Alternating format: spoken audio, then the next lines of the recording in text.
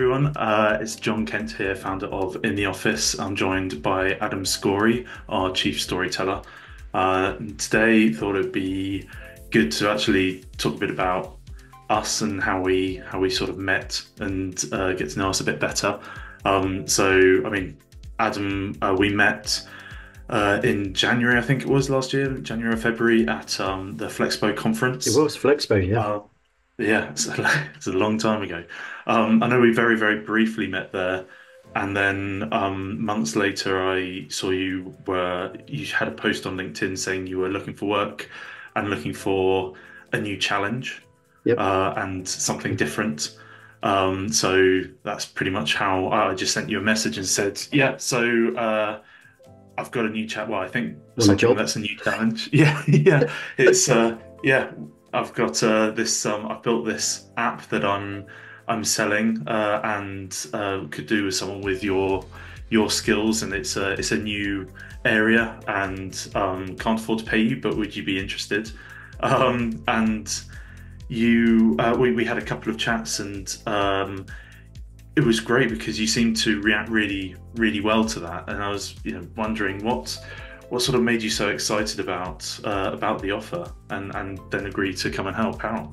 I think I've worked for other people for a long time, and I felt like I needed a change. I'm working big corporate, I work for little companies. My role had changed hugely from what I set out to do. I started out as a journalist, and then I went into editing, and then in senior management and editing, and then went into marketing from there, and it just grew sort of 15 years ago from a chance conversation with somebody. I was doing marketing already in the editorial worlds, but not with the intensity that I did it now. So after all of that, I just came to the conclusion that it'd be really nice to have my own business, to do something that I owned, and that would change the game, because I was at the foundational part of the story of the business and would own that and be really influential in its makeup and history and how the business proceeded. And it's kind of like the ultimate test of, can you make it? Can you make this work? How do you get this to go? And that whole trial and error and the startup phase is the energy in it and all this kind of stuff. So it was a real combination of emotions and practical things. And I think you and I as well, we hit it off very quickly. I think we're so different but so alike in many ways. And I've always wanted to only work with people who I feel like I've aligned with in more than just, well, we want the same thing. It's, I think intellectually and what we want out of the business too. So many things aligned. I also just, did the usual thing. Gabby, what do you think? My partner Gabby, I just said to her, what do you think? And she said, go for it. No regrets. So a lot of thought went into it, but I loved what, software is a SaaS model. It kind of fit with my my skill set. It would develop that skill set and challenge me. I knew it was going to be hard work. So the combination of those things for me it just felt the right thing to do. So 2 feet, jumped in, said yeah. It's good. And I think it's really, I'm quite a big fan of trying new things and new challenges. So it was great that you're willing to and wanting to do that. I think there's nothing worse than going, oh, I feel like I've achieved everything I want, so I'm just going to sit back and let that carry on. So that was really good to hear.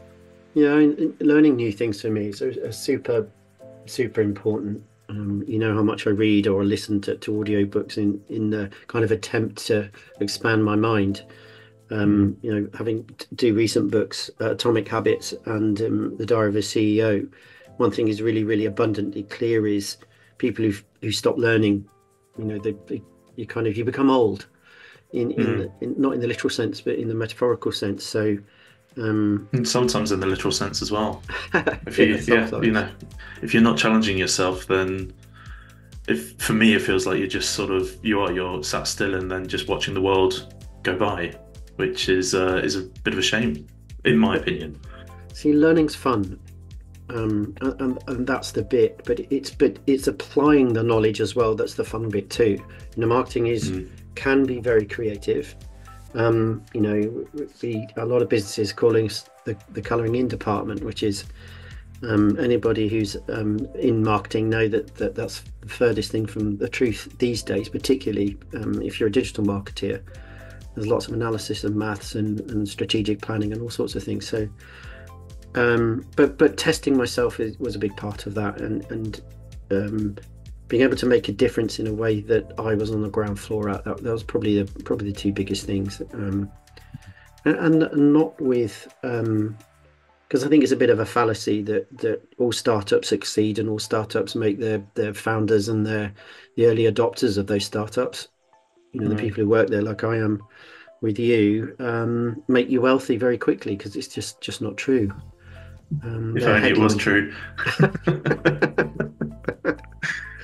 So, Jon, you've had a really you've had a pretty varied career as well. I believe you started out, you went to university and you studied law. Yes. Yeah. And then somehow you made the pivot into becoming a software developer and programmer. And then, more importantly, you've become a CEO, and a founder and an owner of a business. But on that journey, what for you has been the toughest decision that you've had to make? Well, that's there are quite a few different tough decisions. I think the first big one was well, yeah, as you said, I read law at uni. I went on to do the legal practice course, which you have to do before you become a trainee, and that's where I met Emily, my wife. And she's very different to me. I'm very much a more of a risk taker. She's very much a down the line, hates risk, incredibly clever, and is very good for legal work.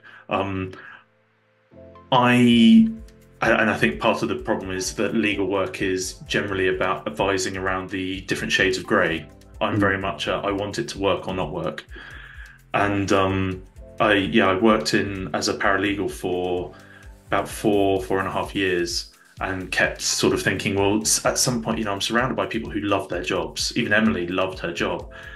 And I remember we sat down once and she was telling me about a case she was working on. At the time, she was doing litigation. And she was working on a case and talking about how she might have to do some work at the weekend. And I just remember listening to the tone in her voice and going, you really love this. And said that to her, and she was like, well, yeah, don't you like what you're doing? I was like, no, every day I wake up and I'm like, when's it going to get better? I was almost expecting it to happen to me. So I think the toughest choice for me was really, if I'm not doing law, what am I going to do? And the part that what I did was in law was working with I was in a department that worked with new software companies, typically, that were coming over from Silicon Valley and setting up in the UK. And I remember being in these meetings and always thinking, God, I wish I was on the other side of the table. I wish it was me that was instructing a law firm. And that sort of, in a roundabout way, was how I then got into software development. A couple of false starts of thinking I could learn it over the weekend and then realizing actually it's a bit more complicated than I thought. But it was, the decision to actually go, no, I do need to leave law. Well, that was a really hard one, but and I left to set up my first business, an agency, which never really took off. It bumbled along for quite a long time, but that was probably the biggest change, the biggest unknown. Wow, well, it's really quite a pivot, isn't it, to go from law to coding? Yeah, I mean, well, it's the thing that I absolutely love about it is you can write code, and then when you actually you refresh the page or you press run or whatever it is, whatever coding you're doing, it either works or it doesn't work. Yeah. And if it works, that's also not necessarily, that it's done, and you could potentially release that, but then you also go over it and refactor it to make it better so that the next time you're going to change it, you don't go, oh, where was, if you have 12 pages of code and actually you could write that in one paragraph, then let's get it down to that one paragraph. But it just made sense to me. It was really obvious, and I love the way that it ties into, because obviously I moved into development and then into product management, where you're taking a step back from that and actually understanding what the core problem is that you're trying to solve, and then how you build something to solve that. And I love the way that all intertwines, and you can solve someone's problem, but if it's not in a clear way and the user experience isn't good, then people won't use it either. So there are so many different things in it. And it's probably, well, I imagine it's the same with the marketing side as well, where people from the outside would look at it and go, well, it's easy. Marketing is just, you put some adverts up, you write copy, depending on what you're selling, you either make it corny or serious. And it's, from the outside, it seems like it's quite an easy thing, but I know people think that with product management and with loads of the other jobs and job roles that we talk about, but there's so much nuance, and what makes a good product manager is very different to what makes an amazing product manager. Yeah, and the nuance is just exactly it. Depending on what the business is, will really depend on what marketing skills you bring to bear. It's not, you don't just do one thing. Marketing isn't just a thing. It's made up, and this is why I love it so much, because you're like a creative analyst. You be creative, but you need to do it with purpose, and you want to see the results of that. So you need to be commercially minded too. So creatively purposeful and commercially minded, because ultimately it's about creating results, and your actions need to do that. But like with you, I can start with a blank sheet of paper or a blank Canva or whatever, and start from nothing. It all starts up here from, and you bring the years of history, that experience that you've got, and then you create something. And for me, coding, I don't code. I've done, kind of Googled something and checked out to add a little something in here or something in there to make something work. But for me, it's the same principle, where you start with nothing, you type some ones and zeros in, and then out of it comes an app. It's like, well, that's simple, right? Yeah, no, that's exactly how it works. And you must use AI all the time. You don't actually work. When I message you, it's like, oh right, I'll just turn Copilot away a minute. It's yeah. What makes you think that I actually exist? I'm just an AI.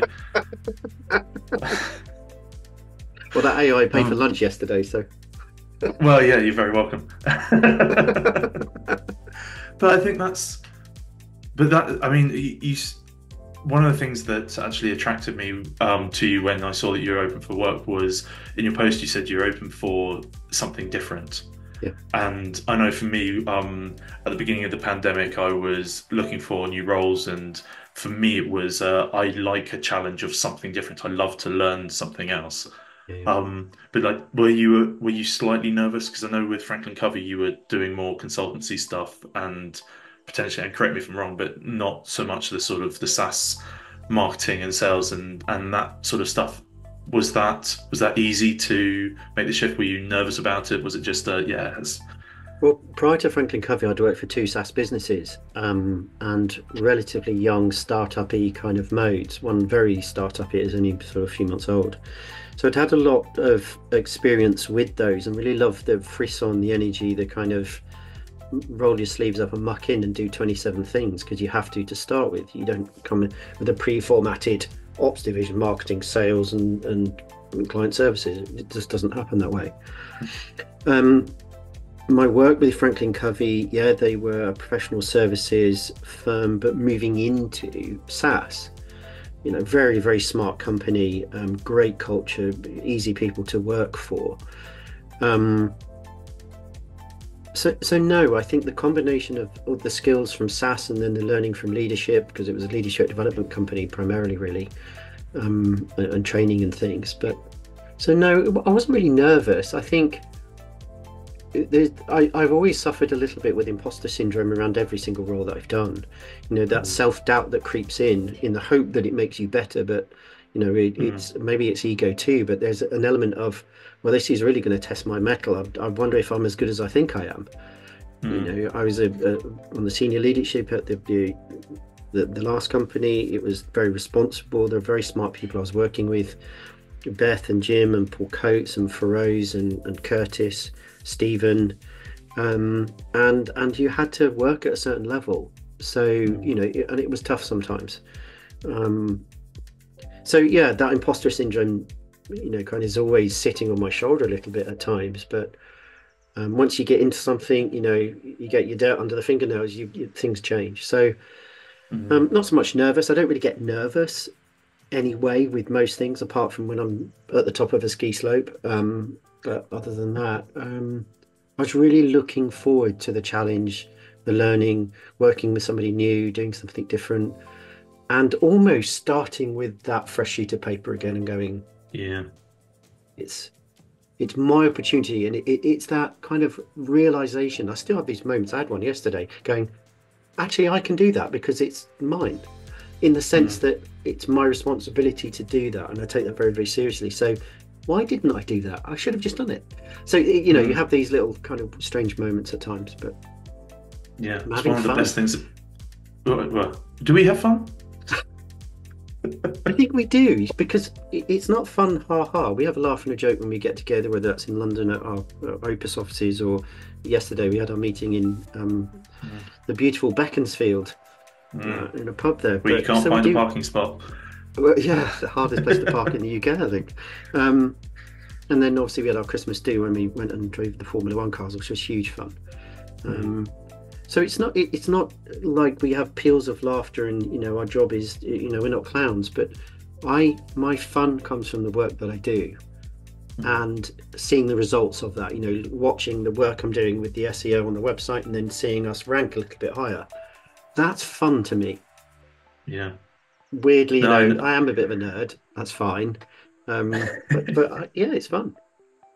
I know exactly what you mean. The fun stuff for me is when I've built something, and firstly, I was chatting to another developer yesterday, and he was having a trouble with a bug that he was trying to debug, and he was like, "I spent 2 hours on it." And I was like, "Yeah, but that time where you press run and it everything goes green or the page loads properly, and you're like, yes, that's amazing," and you have to celebrate those little fun moments. But then ultimately, if someone's saying, I've used what you've built and it's actually helped me, those are those moments where you talk about imposter syndrome, and yeah, my imposter syndrome's just always sat next to me in my office. And it's only those few moments where, yeah, exactly, they're there. But yeah, it's those moments where you go, yes, it's actually, yeah, that's why you do it. That's why you really get up, I guess. Yeah, is because why I send you screen grabs at 1:45 in the morning of a Google search engine result. Yeah, I mean, yeah, that's but it's really good because it shows that means a lot to you. Yeah, and that's why I think I know I'm really bad at it, about celebrating those small things, because especially when up until obviously very recently it was pretty much just me doing this. And when there is a win of you get some good feedback, or you sign a new client, or whatever it is, or you've just rolled out a feature and your inbox isn't full of people saying, "Oh, found something wrong with that," you sort of forget to celebrate those little wins, and you just carry on with the next thing, and it can get quite that is what plays into the imposter syndrome, I think. It does. Is because you're not rewarding yourself. So I'm your first employee, but my question to you is next stage. So if we say, if you could choose anybody either in entertainment or in business as your next employee, who would they be and why?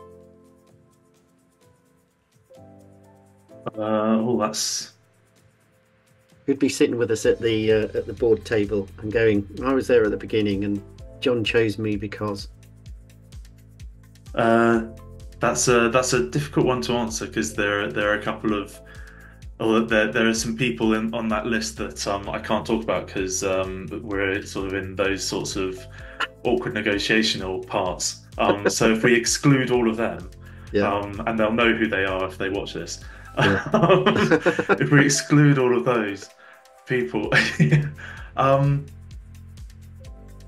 oh, it's a really difficult one because I'm a big fan of the sort of the Dragon's Den and the well-known business people, and you sort of feel if you're in a business context, it's really important to make sure that you get people with experience and that can help you grow your business. Yeah. And the for me, the main reason why I want to grow it isn't about the money side. It's not, I'm not doing this because I want to be able to say that I'm a millionaire or a multimillionaire or anything like that. It's, I want to be financially secure and I want to not have to worry about money. But ultimately, the real high I get is from that feedback and from seeing usage numbers where people are using it every day. That's where I go, yes, that's, and it's not the vanity stats of, well, we've You're got a nerd like me. yeah, oh, massively. I think that's why we get on so well. Yeah, yeah. But it's not the, well, we've got this many people using the system. Sorry, who've signed up for the system. It's how many people are using it every day, and those are the numbers that get me. So Super exciting. Yeah, and I've had a lot of experience of talking to various business people where they tell you what you need to do before you've actually finished explaining what the problem is that you're doing. So that's why I'm sort of struggling with this because it's you could say, well, any of the dragons, or if it's people past or present, the typical thing people would probably say is Steve Jobs, some sort of visionary, or Bob Iger, or any of these like top business people. But I don't know, maybe it's my ego saying I can't really think of who that next person would be. I think I'll know when I see them. Yeah. I think so. There's my non-answer to your your question. It just fills me with more questions. The journalist in me comes out saying, "Hang on a minute, let's dive into that a little bit more." yeah. Sorry about that. Why? Who would you think? Yeah, I suppose I go a little bit down the cliche route as well. You kind of think of, Stephen Bartlett, wouldn't it be great to have him as a board member? Or not so much Steve Jobs, because I don't really know him that well. I haven't studied a lot of his work, but obviously he created the kind of the second largest company, or maybe even the largest, depending on whether it's Amazon, Tesla, or Microsoft or Apple that are vying for that position. My take on this generally is my passion is to bringing people new. I enjoy employing new people, like people who've never done the job before, and giving people an opportunity. So rather than for me, somebody of great experience, it's seeing the wonder, the passion, having somebody who comes along and sees our product completely new with different eyes. And like almost in a childlike wonder, and goes, right, I know what I can do with this now, and I see it differently, and I can add value. But seeing that in somebody who's 18 to 24 and is given their first job, I still remember when I worked for a magazine. I was the editor of a magazine, and I phoned up a lad I was employing for I think a technical editor or something like that. And this young lad, Matt, he interviewed. He did a fantastic job, really lovely lad. And I phoned him up to tell him he's got the job, because I always did it in person on the phone, not a letter or email or something. And he was working in a factory, a Lexmark factory, I think it was. And his response will go with me to my grave. He actually cried out, and he said, "Oh my God, everybody in the factory just turned around and looked at me," because he was so happy to be fulfilling his dream on the next step of his career. And that for me was, I think that's a wonderful opportunity as a leader, as an employer, as a business to be able to give. So that would be doesn't really matter who it is, don't know who it is, but somebody that could bring the passion of the two of us, the interest of the two of us, the nerdiness, and and go, do you know, I want to just have fun with this, and so that for me, it's this fictitious kind of Yeah. new little startup dude or dudette from, I don't care where they're from, I don't care what their background is, but somebody who just approaches it with the same love and passion and care that we do. It's really interesting that, because while you were talking there, it was reminding me of when I first started, and I remember talking to my dad about business and things like that, and he said, there are no rules in business. And I thought it took me a very long time, probably until I started in the office, maybe a bit before, but to really appreciate what he was saying there, because it's when you go to school, you're taught this is what you have to do to pass exams. Then you go to university and you're taught this is again what you have to do to pass exams, and then you go off into the world of work. And I know for me, I had a very strange 4 years. People don't usually spend that much time doing those jobs, and I know I didn't do my best, and I wasn't really that interested in it, and that affected quite a lot of how I kept thinking that there's going to be the next stage, and was almost waiting for it to come along, rather than when you do see people who well, one of the things that I try to tell people when they ask you about what you're doing, or if they're you're trying to get someone who's never done the job before, and like try to explain. So for coding, for example, speaking to junior developers and saying, right, well, we want to do this, and they tend to come at you, go, but best practice says you have to follow these rules. And you go, well, actually, if we did it your way, then we would spend 6 months building this thing. We wouldn't even know if anyone's interested in it. Whereas you need to, get the first version out, get the first draft out. It can be make sure it doesn't break, but make sure it works. But it doesn't need to be perfect. And then we can go on from that. And trying to get that shift of mindset is quite interesting. Yeah, if you've got someone new, that blank canvas of a person almost, that you can say, right, everything that you think forget. This is the way that we're going to do this, and can help you on every part of that journey. So that's quite interesting. Yeah, it's a real privilege to be able to do that, I think. Same it is, with more experienced people as well, because quite often you do all the time. You employ people who kind of have a alignment with you, your vision, mission, values, and principles as a person. So when people come in, you would expect them probably not to be the same as you, but to certainly perhaps approach things in a way that would trigger that new sensation, that new feeling. So yeah, I love doing that. It's a privilege to be able to recruit, actually. I really enjoy it. And do you on that, I know we've sort of touched on it, but the recruiting someone who is looking for either a new industry or a new, maybe just a new vertical or a new job. So I know when I went for my first interview as a developer, my CV just read everything about law, and then setting up a small agency which hadn't really done very much, and that was my CV. So taking on someone like that is quite a challenge. But do you think for me personally, I would look favorably on someone that's trying different things and learning different things over someone that just is doing one thing? 99% of a job role you can teach. What you can't teach is passion, enthusiasm, love, interest.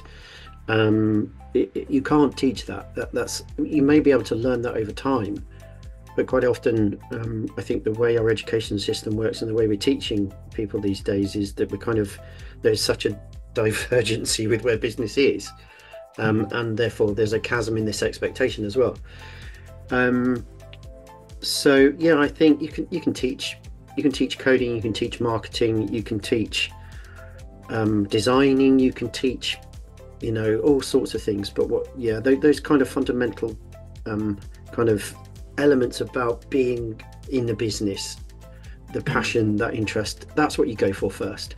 Depending on what the role is, you have to work smart. You wouldn't put somebody as head of marketing who's come out of university. But yeah, your common sense applies in all of that, of course. Yeah. Awesome. So I alluded to there, that pushing myself is top of a ski slope. For you, Jon, how do you push yourself? What's your thing that gets your adrenaline going to push? Um, well, I guess it's the same as you. It's that moment of being slightly out of your comfort zone, isn't it? It's the doing something that, I mean, don't get me wrong, I love my comfort zone. I think it's very welcoming. But um, I love starting new things. I love having those sorts of different ideas and seeing the way that I can, in my head, go, right, well, this is happening over there, and I feel like there's a solution over here, and it's tied to something else, and maybe I can merge those things together. And that's what gets me to, for me, I love being able to explore an idea.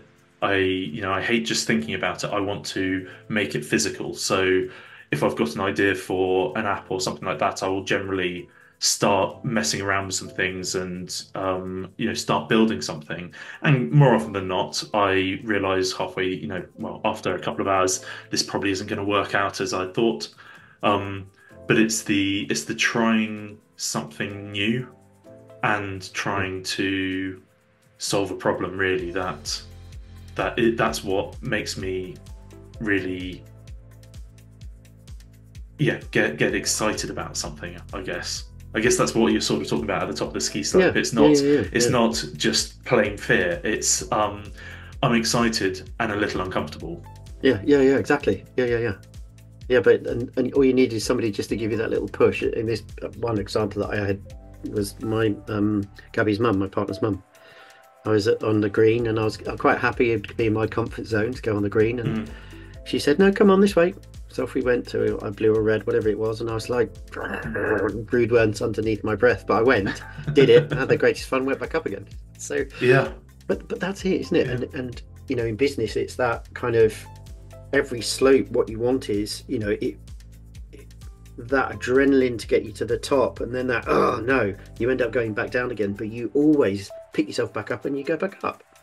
So Well, that's it's so easy to not pick yourself back up and to convince yourself that you're not good enough. I mean, hence every single self-help book that talks about this sort of thing. At the moment, I'm reading Arnold Schwarzenegger's latest book, "Be Useful," I think it's called, and he talks about this as well. And it is so easy to just go, "I'll never do that. I'll never make it there."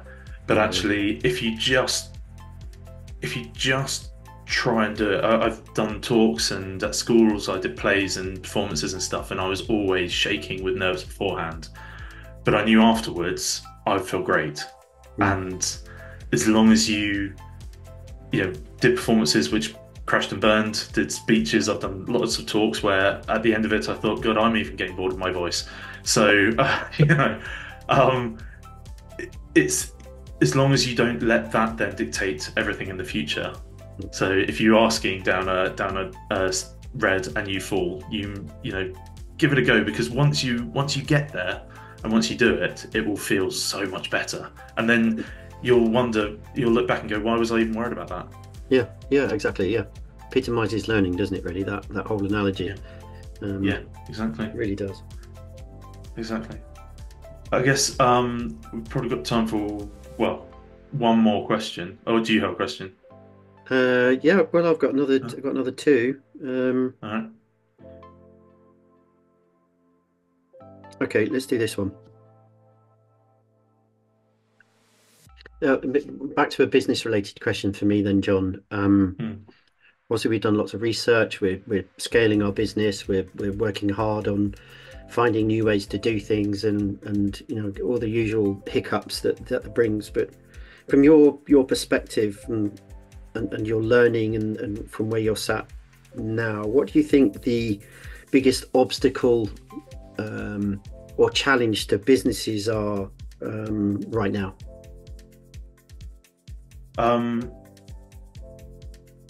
It'd be a really easy cop out to say AI. because I think that that's personally, and I was going to ask you about AI. Personally, I feel like it's going to propel us forwards, Yeah, and there's a lot of opportunity there. Obviously, there are some Terminator style risks, but generally, I think that there's a lot of forward motion, and I think that's probably actually the biggest risk. And it's always really been the biggest risk to businesses is people getting stuck in their own ways and thinking that mm, this is the way that things should be done. Technology has just moved so quickly. When you think yeah, about, 100 years ago, what the state of technology was, we have, and that was 100 years ago. You think, look back 200 years and then 1,000 years, and we had thousands and thousands of years of not really doing anything. So in the last 100 years, everything's really moved forwards, and it's so easy for a company that's either starting up and thinks they found market fit, or one that's actually been in the market for a long time and just goes, well, but we know we've got our customers and we can carry on and it's all fine. That's the challenge, mm, to how do you move forwards, but also how do you get your workforce to accept and allow you to move forwards. yeah, yeah, And it's controversially, very controversially, and you might want to take this out. One of the things that I struggle with the rail strikes, is that there's a yes, protecting people's jobs is obviously important. We want people to be employed, but at the expense of moving forwards, that's where it starts to become difficult.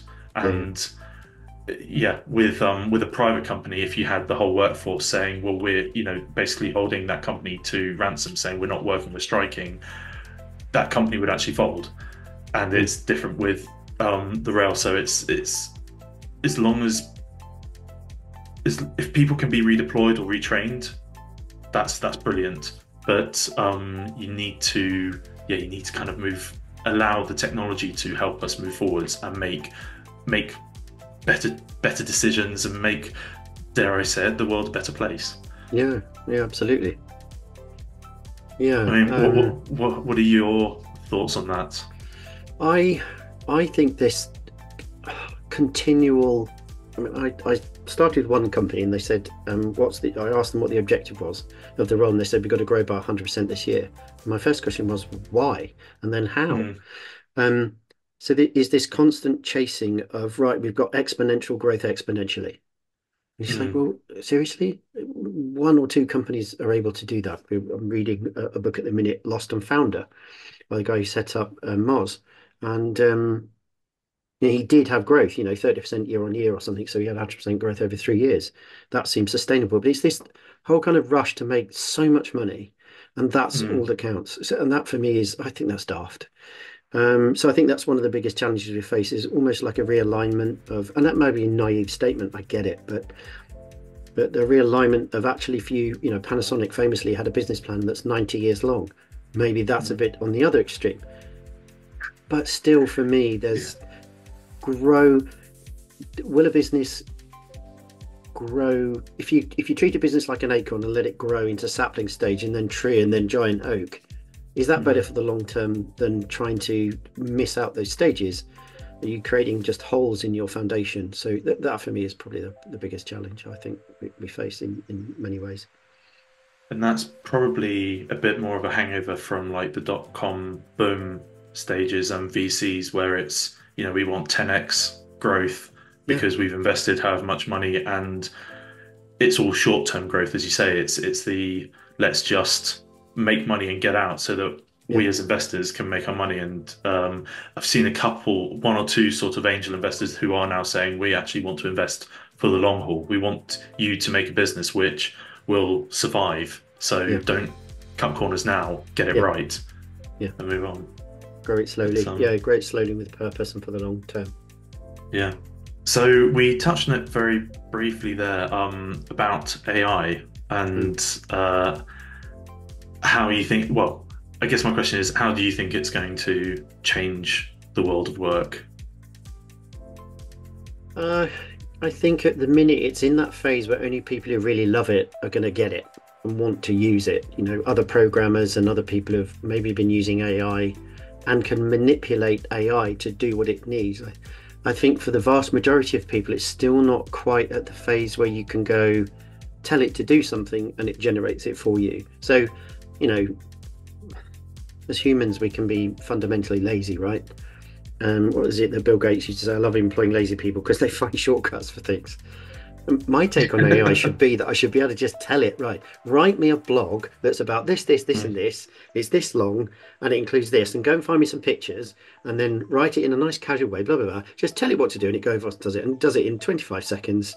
And I've got a complete package there. So for me, at the minute, yes, I use it to scale. I use it to research. I use it to make images for me that would take me a long time, but that create something unique.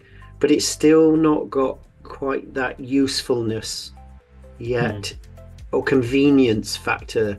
You still have to work a little bit at it, which is fine because it helps you understand it more.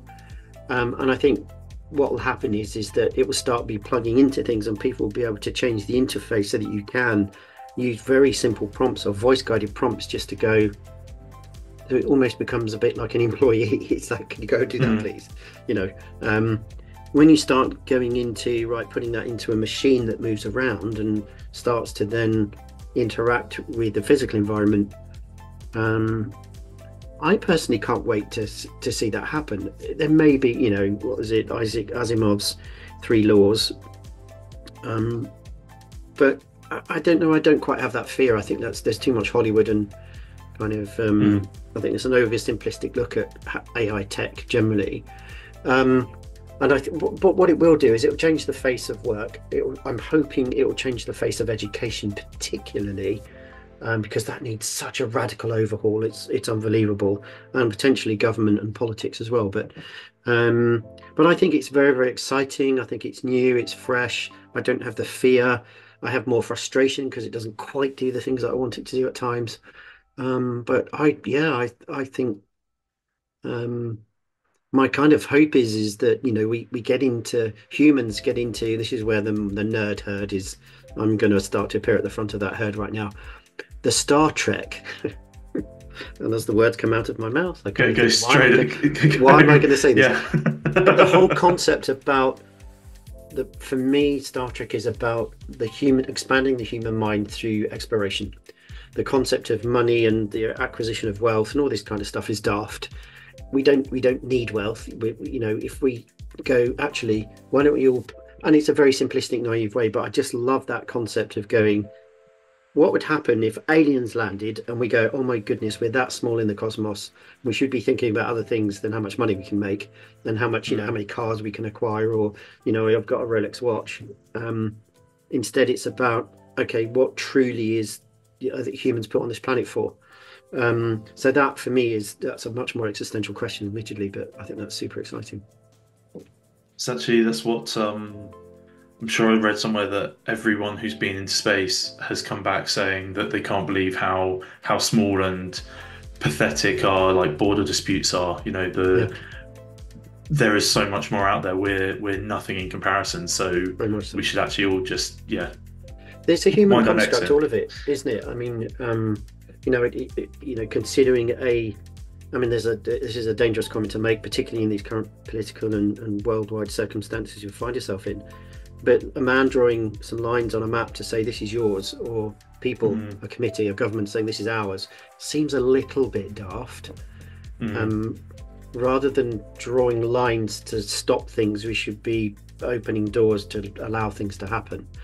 And celebrating, you know, these kind of borders as something different from what we currently see them. I mean, building walls to stop people coming in is the most stupid thing possible. We should be, you know, kind of thinking up and out.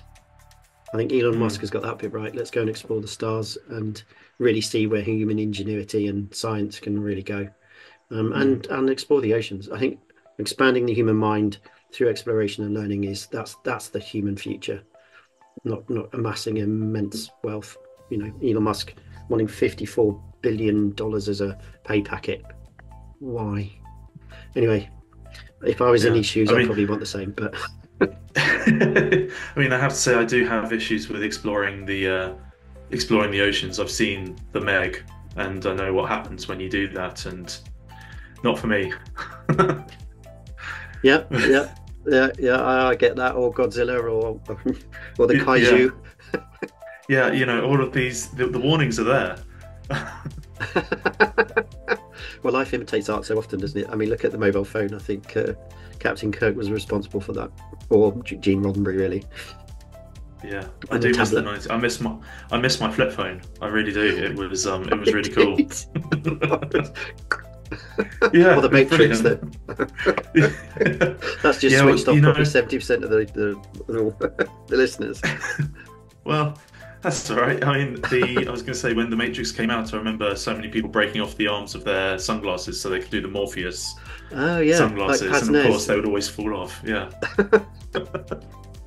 Everything comes back yeah, round, fashion, everything, yeah, technology, probably. yeah, yeah, exactly. Um, I've got a question for you, John. Probably my last one then, Yeah. because people will probably start using this to help them with their insomnia. But tell me something, or tell us something about you that people wouldn't expect. Something you do, something you are, something that you studied, or a passion and interest. You think, oh, I wouldn't expect that. Um, the the biggest thing that people don't usually expect from me is to do with the sport that I like to do. So I like to do a lot of target shooting, Oh, which yeah, is of course. basically lying down in a field and firing a shot at a piece of paper that could be 300 yards to 1,000 yards away and trying to hit the middle of that. And think of darts, but on a very grand scale. It's a lot of people would probably say it's boring until they try it, and then they seem to enjoy it. But the thing that people might not know is I've previously been part of the England under 21 and the GB under 25 World Championship teams where we won those matches. So can say that I'm an under 25 world champion, for example. That's pretty So cool. that that's my sort of random fact. And it is generally world champion, isn't it? It's not like the what is it? The Americans have the Super Bowl. Is the, what is it, the World Championships? Yeah, But the only World in America. Championships. Yeah, yeah. No, this was so the GB under 25 was in Canada. Went out there with a really great team, and yeah, it was a day-long match where I think we shot at 300. I think we did 300, 600 yards, and then 800 and 900 meters, and it was the aggregate score across the whole team of that. Oh, that's quite impressive. And it was, yeah, it was a really awesome example. That team was such a really well-oiled, we all knew what our roles were. We just worked well together. When one of us was feeling down, someone else would pick them up, and it just worked really, really well. It was a real pleasure to be part of. Well, that's quite fascinating. The fact that you're a world champion at target shooting. That's Yeah. super impressive. Wow. Um, have you got a similar thing Um, or the most no. embarrassing fact about you that you can tell us? Uh, well, some silly things. I mean, I wear odd socks every single day because of when my kids were little. It was just for fun. Yeah.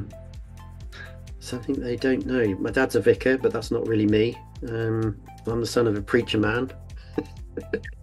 um, And I believe that's the first time you've ever said that joke. when it's not been at a bar. Yeah, definitely.